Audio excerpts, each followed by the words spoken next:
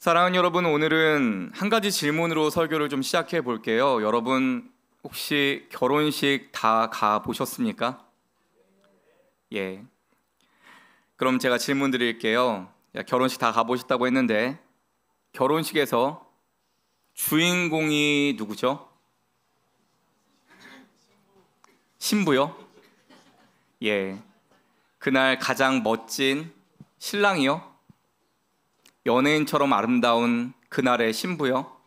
아니면 그날 한껏 멋부린 신랑과 신부의 부모님일까요? 5월 같은 결혼 성수기가 되면 저 같은 목회자 하루에 결혼식장을 2군데 갈 때가 있습니다.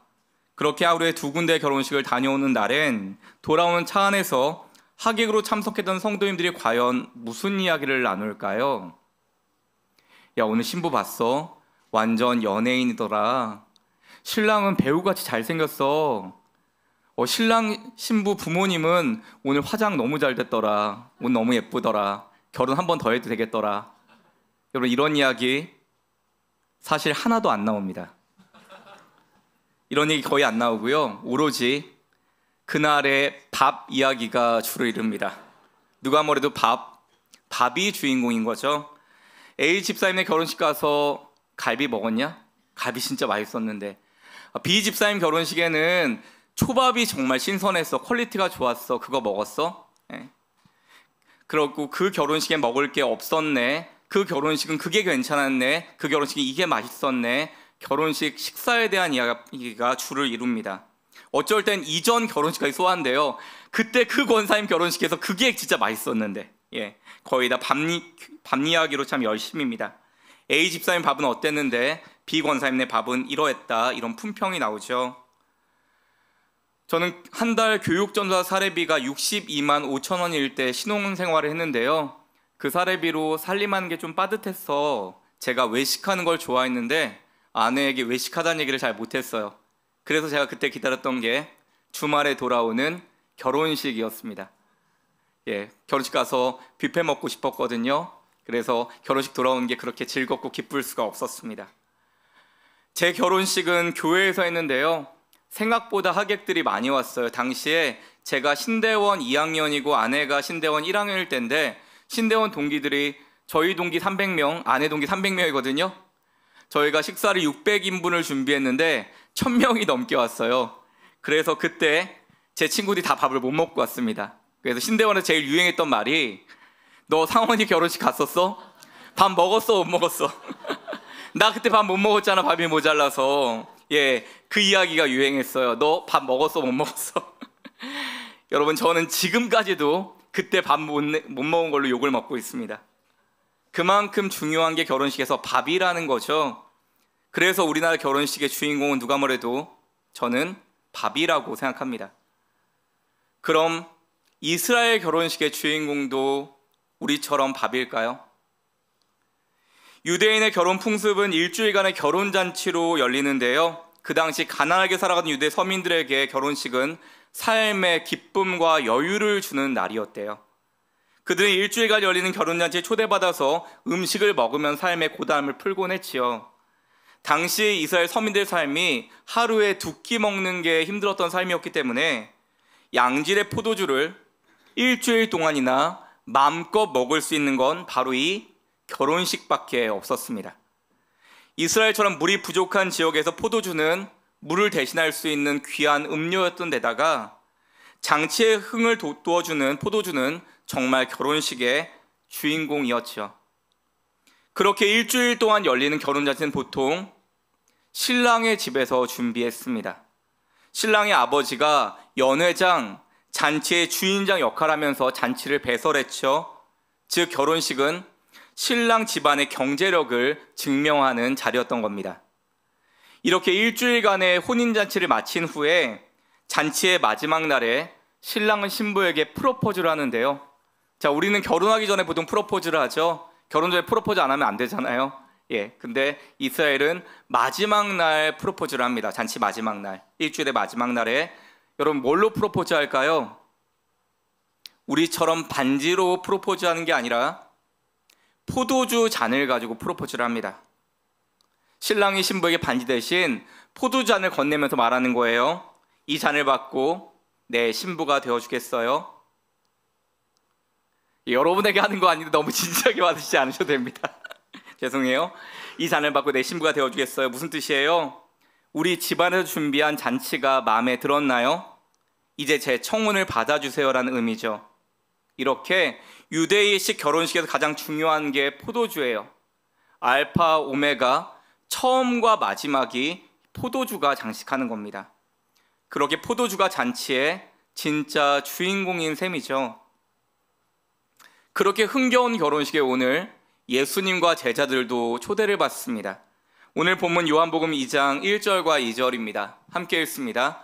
사흘째 되던 날 갈릴리 가나에 혼례가 있어 예수의 어머니도 거기 계시고 예수와 그 제자들도 혼례의 청함을 받았더니. 여러분, 전승에 따르면, 성경의 배경이 되는 이야기에 따르면, 흘러져 내려오는 그 이야기에 따르면 이 결혼식의 신랑은 요한복음을 지은 요한이라고 하는 설이 있습니다. 여러분, 요한의 아버지는 세베대였고 어머니는 살로메였거든요. 즉 요한의 어머니인 살로메와 예수님의 어머니 마리아가 누이 관계였다는 거죠. 자매 관계였다는 거죠. 그럼 신랑인 요한과 예수님 뭐예요? 사촌 관계였다는 겁니다. 마리아의 조카가 요한이었다는 거죠. 그런 이야기가 있어요. 그런 잔집 중대사에 예수님의 어머니가 나서는 걸 보면 굉장히 가까운 사이였구나. 이 결혼식에 예수님과 제자들이 모두 다 총출동한 걸 보면 굉장히 막역한 사이였구나. 이 가문과는 그걸 우리가 알 수 있습니다. 이어지는 본문 요한복음 2장 3절을 읽어보겠습니다. 함께 읽습니다. 포도주가 떨어진지라 예수의 어머니가 예수에게 이르되 저들에게 포도주가 없다 하니. 여러분, 오늘 3절은 이렇게 시작합니다. 포도주가 떨어진지라. 여러분, 포도주 떨어지면 대신 주스 마시면 되지 않아요? 아니면 사이다 콜라 마시면 되지 않을까요? 아니요. 포도주가 떨어지면 그날 결혼식은 끝나는 겁니다. 잔치가 파토나는 거예요. 사람들이 그러는 겁니다. 아니, 포도주가 중간에 떨어지다니 도대체 결혼식 어떻게 준비한 거야? 이제 포도주가 없다고? 이 사람들 결혼할 준비가 하나도 안 돼 있네. 축하하러 온 하객이 오히려 불평과 원망을 쏟아내고 축복 대신 저주할 수 있는 상황이 바로 이 상황이었거든요. 결혼잔치가 아주 엉망이 될 상황에 놓였던 것입니다. 사랑하는 여러분, 포도주가 떨어진지라. 여러분, 예수님이 함께 하시면 그 자리에는 포도주가 안 떨어지죠? 아니, 이렇게 질문해 볼게요. 예수님이 함께하는 그 자리에는 포도주가 떨어지면 안 되는 거 아니에요? 거기 예수님이 계시는데. 자, 다른 질문 하나 더 해볼게요. 예수님이 타고 계신 배는 풍랑 안 만나죠? 예수님이 탄 배도 풍랑을 만나나요? 예수님이 타고 계신 배도 풍랑을 만납니다. 성경에서 증거하고 있잖아요. 예수님이 갈릴리 바다에서 주무셨는데 배에서 제자들이 풍랑 만나 예수님을 죽겠다고 깨웠다라고 우리가 알고 있어요.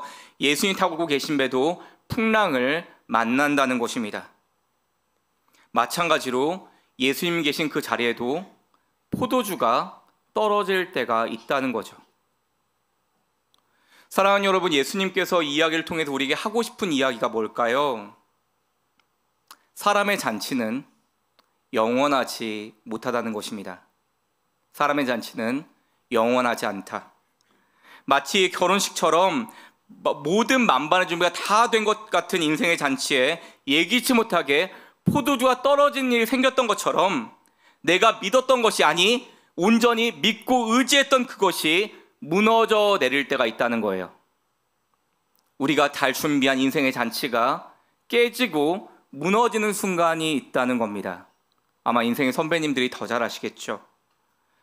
내가 정말 믿고 기대고 의지하고 싶은 그것, 사람들이 뭐에 그렇게 의지할까요? 여러분, 돈만큼 힘 있는 게 없잖아요. 물질에 기대어보고, 때로는 힘, 나에게 도움이 되는 권력에 기대어보고, 어떤 사람은 자녀에게 기대어보고, 어떤 이들은 부모에게 기대어 보고. 근데 여러분, 그렇게 우리가 믿고 의지하고 기대는 그것이 10년을 못 가더라고요.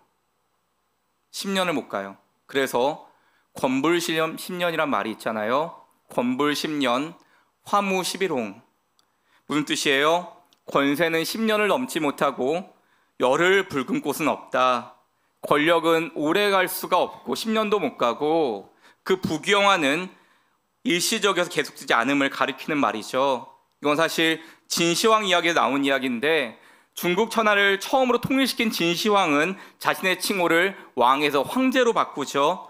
자자손손 그 대단한 권력 이어지길 바랐지만 그래서 자기를 뭐라 그랬어요? 시황제라고 했고 자기 이후의 황제들은 2세 황제, 3세 황제 그렇게 칭호를 부르게 했습니다. 자자손손 그 대단한 권력이 이어지길 바랬지만 그 권력은 2대 황제, 2세 황제 호해에서 끝나게 돼요. 많은 걸 준비했는데 단 2대에서 끝납니다. 15년 만에 진시황 그 가문의 그 황제에 이어지면 거기서 끝나게 되죠.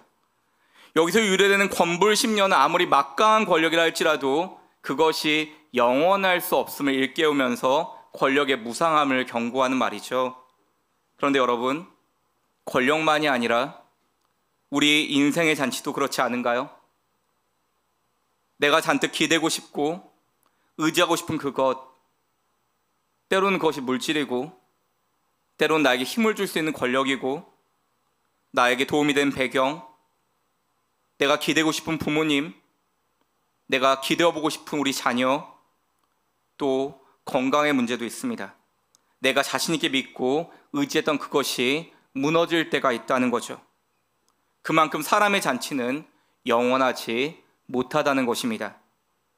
여러분, 저에게도 잔치가 깨어지는 경험들이 있었어요.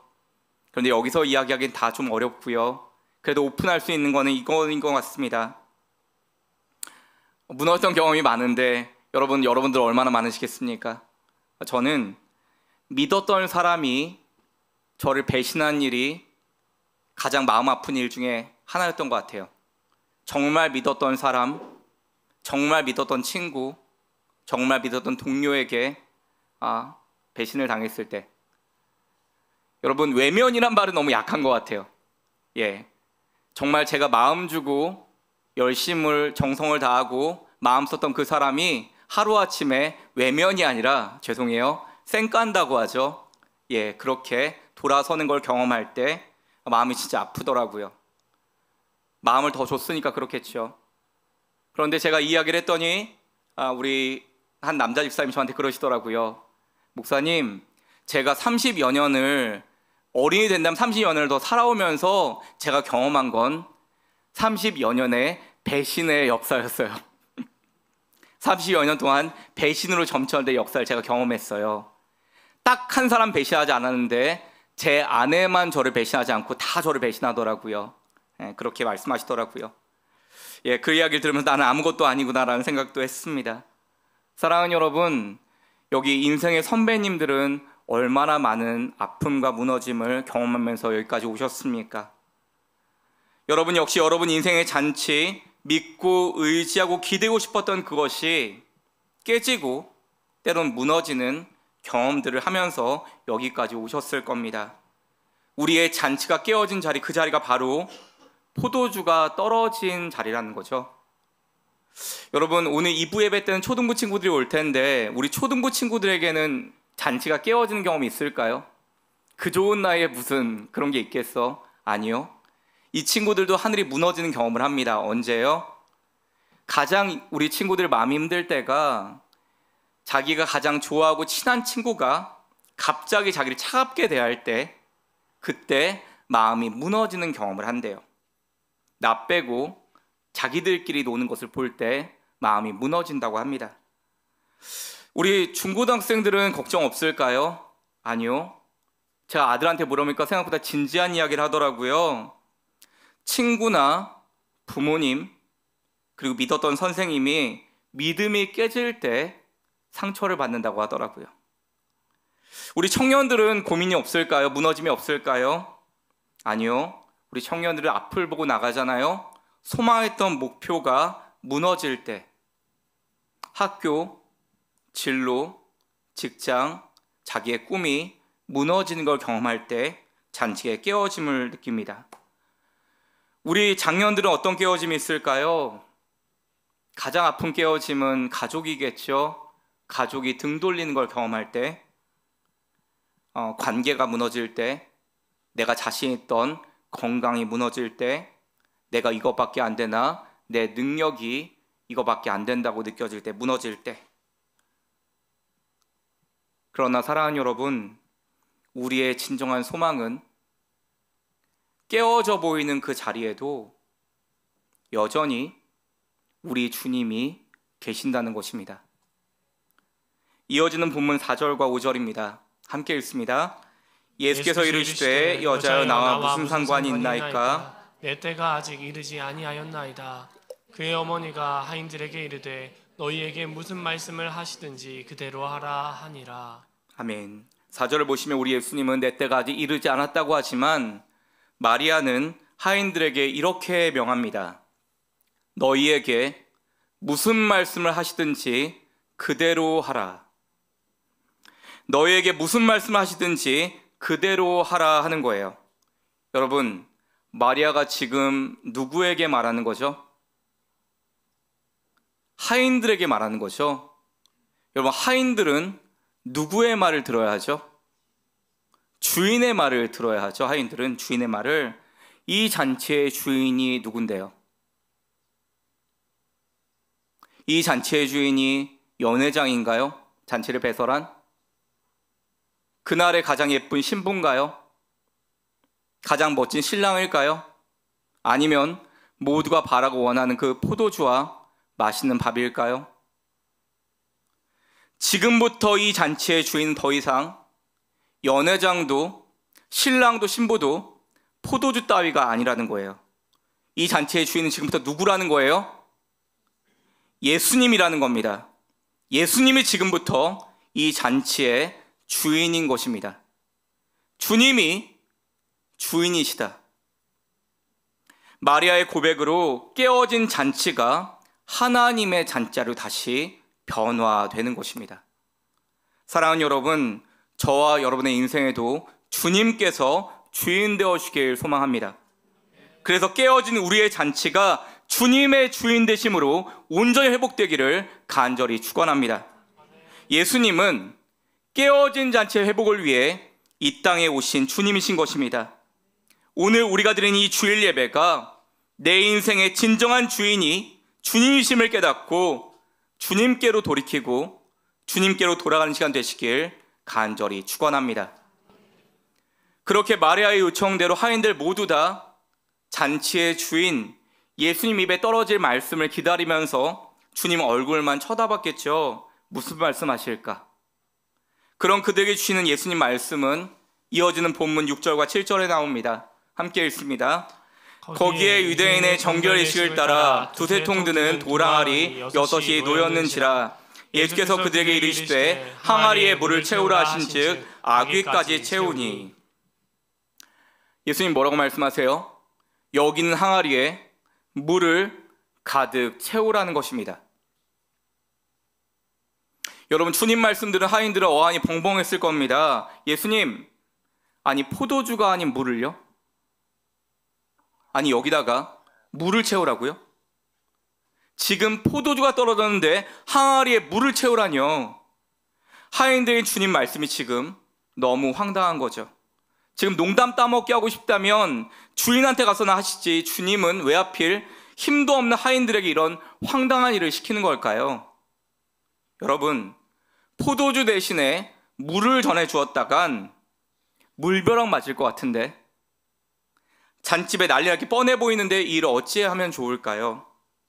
사실 이 물은 깨끗한 물도 아니었어요. 이스라엘 사람들이 샌들 같은 거 신고 다녔거든요. 모래가 많아서.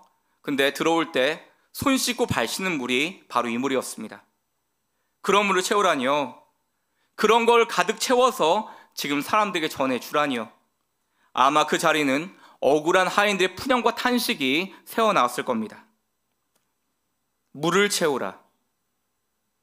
항아리에다가 물을 채우라. 사랑하는 여러분, 포도주가 떨어졌으면 포도주를 주셔야지. 물로 채우는 황당한 주님의 음성, 지금 하인들의 귀에만 들리는 음성일까요? 이 세상을 살아가는 저와 여러분에게도 이런 주님 음성이 수시로 들려올 때가 있죠. 어떤 음성, 어떤 말씀이에요? 두려워하지 말라. 내가 너와 함께함이라. 주님, 왜 그러세요? 제 삶에 진짜 두려움이 가득한데. 여호와는 나의 목자시니 내게 부족함이 없으리로다. 주님, 제 삶엔 부족한 게 너무너무 많아 보인다고요. 항상 기뻐하라, 쉬지 말고 기도하라, 범사에 감사하라. 아니, 내 삶에 지금 염려가 가득한데 무슨 기뻐하라니요? 감사는 조금도 나오지 않습니다. 여러분, 지금 이 말씀들이 진정 저와 여러분의 삶과 맞는 말씀일까요? 우리 주님께서 우리의 삶을 너무 모르시는 거 아닐까요? 항상 기뻐할 수가 없어요. 삶 속의 문제가 끊이지 않거든요. 아픔이 있거든요. 해결되지 않는 어려움이 있거든요. 지금 나의 처지가 답답하고 아파서 눈물 짓는 분도 아마 여기 계실 겁니다. 그렇습니다, 여러분. 마음이 편한 분만 교회 오는 거 아니죠? 모든 길이 다 막혀서 어찌할 줄 몰라 하늘만 바라보고 있는 분도 분명 이 자리에 계실 겁니다. 솔직히 이 말씀들 너무 구태의연한 말씀 아니에요? 지금 내 상황과 안 맞는, 하나도 맞지 않는 말씀처럼 들리지 않으세요? 마치 이런 겁니다. 지금 나는 주님 포도주가 정말 필요한데 항아리에다 물만 가득 채우라는 주님 말씀처럼 말입니다. 지금 이런 상황에서 이 말씀만 믿고 주님만 믿으라니요. 이는 마치 우리 인생의 항아리를 물로 채우라는 것처럼 말씀으로 들립니다. 포도주로 채워주셔야 할 항아리를 왜 우리 주님은 자꾸 물로 채우라 하실까요? 다시 오늘 본문 7절과 8절입니다. 두 절 함께 읽습니다. 예수께서 그들에게 이르시되 항아리에 물을 채우라 하신즉 아기까지 채우니 이제는 떠서 연회장에게 갖다 주라 하심에 갖다 주었더니. 예수님 말씀에 어안이 벙벙했지만 그럼에도 하인들은 주님의 말씀대로 항아리에 물을 채우기 시작합니다. 한 바가지, 두 바가지, 한 통, 두 통, 세 통, 그렇게 6통을 포도주가 아닌 물을 채우기 시작합니다. 그렇게 포도주가 아닌 물로 채워진 6통의 항아리를 하인들은 연회장에 갖다 줬어요. 왜냐하면 연회장이 먼저 새 포도주를 맛보고 나서 다시 중단된 잔치가 열리는 거거든요. 가져다 주면서 마음이 얼마나 조마조마했을까요? 연회장이 먼저 나에게 물 뿌리는 거 아니야? 이어서 그것을 전해받은 연회장이 항아리에 든 물을 한 바가지 떠냅니다. 그리고 나서 벌컥벌컥 단숨에 들이붓곤 이렇게 소리치는 거예요. 이어지는 본문 10절입니다. 함께 읽습니다. 말하되 사람마다 먼저 좋은 포도주를 내고 취한 후에 낮은 것을 내고는 그대는 지금까지 좋은 포도를 주었도다 하니라. 연회장이 지금 이렇게 소리치는 겁니다. 믿을 수 없네요. 보통 좋은 포도주를 먼저 내고 취한 후에 안 좋은 걸 내놓는데 지금까지 더 좋은 포도주가 남아있다니. 연회장의 칭찬에 잔치풍은 한껏 달아오르게 됐습니다. 사랑하는 여러분, 이 수많은 사람들 중에서 지금 가장 마음이 들뜨고 흥분되었던 사람들은 누구였을까요? 아마 하인들 아니었을까요? 바로 그 항아리에 직접 물을 채워 넣었던 하인들이요. 물이 포도주가 되었다는 놀라운 기적도 체험했지만 주님의 역사를 직접 보았고 참여했던 그 순간들, 그 놀라운 역사에 자신이 쓰임받았다는 사실이 그들의 마음을 가장 두근거리게 만들었을 겁니다. 그렇습니다. 때로는 다 알 수 없어도, 때로는 다 이해가 안 돼도 말씀은 그 말씀에 순종한 사람을 통해 역사하는 줄 믿습니다. 주님 말씀대로 순종하는 사람이 주님의 뜻을 이루는 귀한 도구가 될 것입니다. 주님 말씀대로 순종하며 나아갈 때 주님 채우시는 새해를 경험할 줄 믿습니다. 사랑하는 여러분, 혹시 이 찬양 아세요? 어린이 찬양인데, 예수님이 말씀하시니 물이 변하여 포도주 됐네.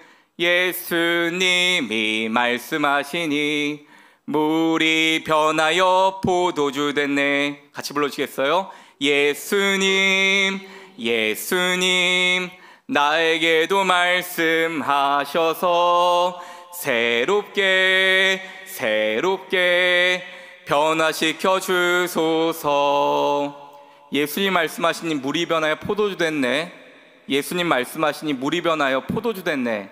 예수님, 나에게도 말씀하셔서 새롭게 변화시켜 주소서.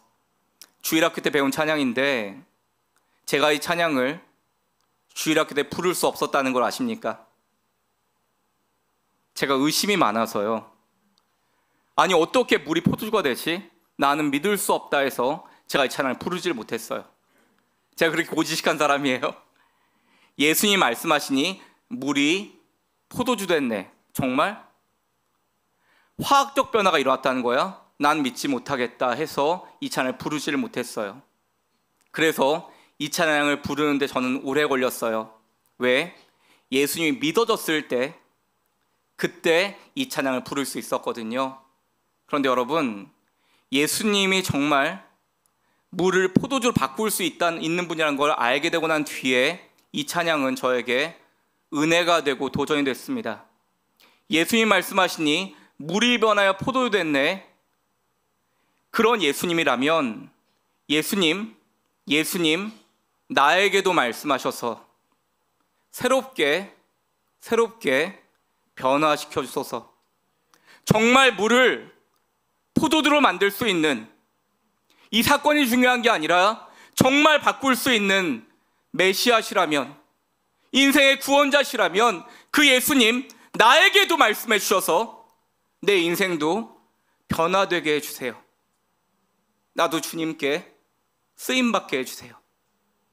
사랑하는 여러분, 아마 여러분 가운데도 이 찬양을 따라 하시면서 물을 포도주로 바꾸신 주님, 당신이 정말 메시아 구원자시라면 나에게도 말씀해 주셔서 내 인생도 새롭게 변화되기를 원합니다. 주님, 나에게 말씀하여 주옵소서. 그러한 간절함으로 주님을 찾는 저런 모두에게 주님 말씀하셔서 새해 변화될 삶을 열어가시기를 간절히 축원합니다. 말씀을 맺으려고 합니다. 강아지를 너무 갖고 싶었던 한 소녀가 있었습니다. 그래서 소녀는 아버지에게 아빠, 나 강아지 갖고 싶어요. 강아지 사주세요 라고 쫄랐어요. 근데 이 아버지가 믿음이 참 좋았던 것 같아요. 소녀의 아버지는 부모님한테 조르지 말고 하나님께 기도해보자 라고 한 겁니다. 하나님께 구해보자 한 거예요. 그래서 소녀는 아버지 이야기를 듣고 그때부터 부모님을 조르지 않고 하나님께 기도하기 시작했습니다. 어떻게 기도했어요? 하나님, 저에게 강아지를 주시옵소서. 소녀가 기도하는 거예요. 하나님, 저에게 강아지를 주시옵소서. 열흘 동안 하나님 앞에 간절히 기도하는 겁니다. 하나님, 저에게 강아지를 주시옵소서. 자신의 항아리를 기도로 물로 채워가는 거죠. 하나님, 저에게 강아지를 주시옵소서. 자, 여러분의 믿음을 보겠습니다. 자, 이 소녀는 열흘 후에 강아지를 받았을까요? 예, 강아지를 선물 받았어요. 누군가를 통해서 소녀에게는 강아지 선물이 전해졌습니다. 물이 포도주가 되는 순간이었어요. 그때부터 소녀에 자신이 생겼습니다. 이번엔 소녀가 예쁜 코트가 갖고 싶은 거예요. 그런데 이 소녀가 배웠잖아요. 엄마한테 가지 않고 아빠한테 가지 않고 이 소녀가 기도하는 겁니다. 하나님, 나에게 이번엔 코트를 주시옵소서. 코트를 주시옵소서. 자신 항아리에 물을 채워가는 겁니다. 코트를 주시옵소서. 코트를 주시옵소서. 자, 여러분의 믿음을 한 번 더 보겠습니다. 자, 코트가 생겼을까요? 안 생겼을까요? 안 생겼어요? 믿음이 없으세요? 예, 간절히 기도했는데 코트가 생기지 않았어요. 근데 그럼에도 소녀는 그 후로도 무슨 일만 생기면 기도하는 겁니다.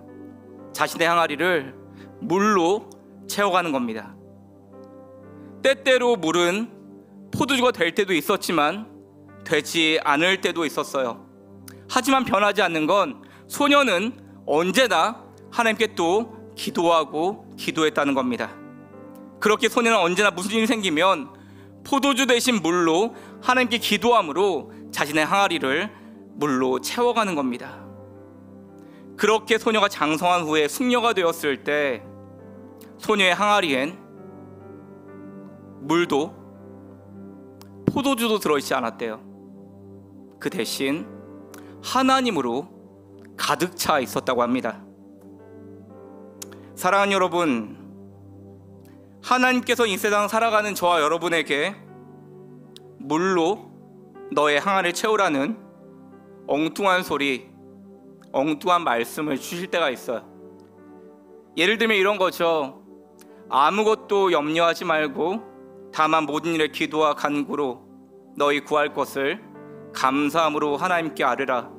아니, 염려가 가득한데 어떻게 염려하지 않고 기도와 감사할 수 있지? 그게 어떻게 가능하지? 그런데 여러분, 하나님은 우리에게 언제나 포도주를 주기 위해서 물로 채우라고 하는 게 아닙니다. 우리의 삶을 지금도 살아계시고 지금도 그들을 사랑하시는 하나님으로 가득 채우게 하기 위해서 물로 항아리를 채우라고 하시는 것입니다. 그러므로 우리도 우리의 항아리를 물로 채웠으면 좋겠습니다. 아니, 내 삶의 진정한 주인 대신 하나님으로 채웠으면 좋겠습니다. 그리하면 모든 지각에 뛰어난 그리스도 하나님의 평강이 그리스도 예수 안에서 너희 마음과 생각을 지키시리라. 물로 항아리를 채우는 것처럼 보이는 그 말씀으로 우리의 삶을 채우며 나아갈 때 문제만 가득해 보였던 우리의 삶은 어느새 하나님으로 가득 차게 될 줄 믿습니다. 그렇게 주님께서 새롭게 열어주신 새해를 주님 말씀에 순종하며 나아갈 때 주님이 채워가시는 한 해를 경험하는 새해 되기를 간절히 축원합니다.